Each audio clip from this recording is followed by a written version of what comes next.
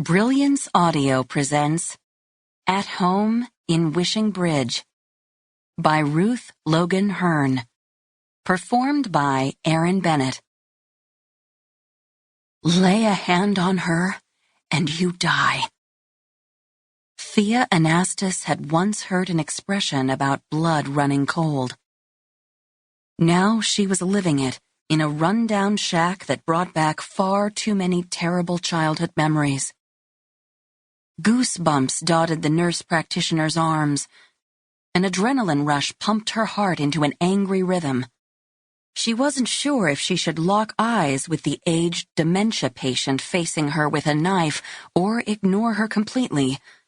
But when the white-haired old woman slashed the air in a very convincing move, indecision was no longer an option. Focus on the old woman and the child. Disregard the squalor and smells and so many old buttons being pushed at once. Sage advice. She swallowed hard, gathered her courage, and held the deranged woman's gaze. "Are you her grandma? I'm from the doctor's office. We heard Shannon was sick, and we wanted to help." Calm voice, neutral tone, low key. That's what she'd learned in her psych rounds years before, and while she'd felt well-rounded enough to hang a family practice shingle, years of education melted into a puddle at the sight of that knife. But that was her problem, not the old woman's. Unfortunately, dementia patients weren't psych method friendly. Anything could exist in their world, and often did. Thea reached for her phone to call for backup. "A gun! A gun!" The old woman charged forward, then back, waving the knife. "I'll take us both to Jesus before I let you shoot her. Get back!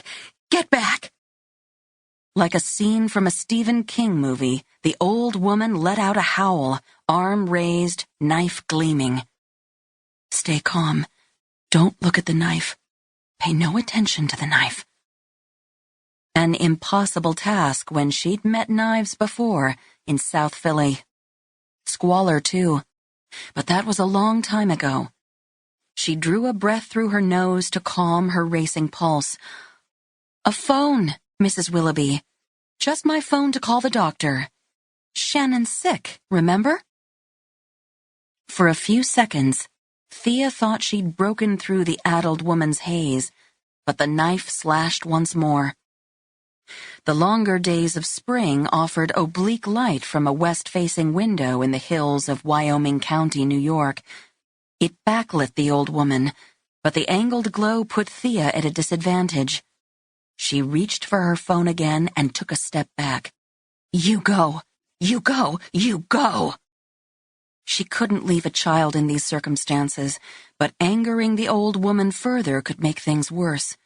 She backed out the door and dialed. 911, state your emergency. "This is Thea Anastas, the nurse practitioner from Hillside Medical. I'm trying to treat a critically ill child at 17072 County Road 27, but I'm being threatened with a knife by an elderly woman. I need help, ASAP. Is the child in danger?" It sure looked that way. "Yes. Are you in danger?" "Yes. It's a big knife, and the old woman is out of touch with reality. We have a critical mental health situation compounding a grave medical condition for the child. Every minute counts. Wyoming County sheriffs are responding. Do you want to stay on the phone with me until they arrive on scene?" "I want to treat my patient and go home."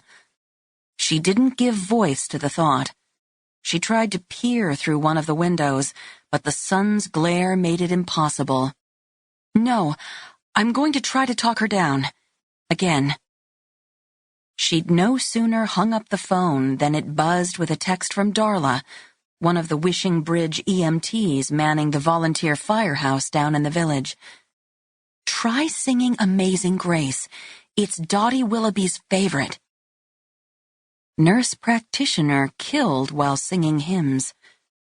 The probable headline filled Thea's head as the rising voices of spring peepers serenaded the marsh surrounding the old cabin.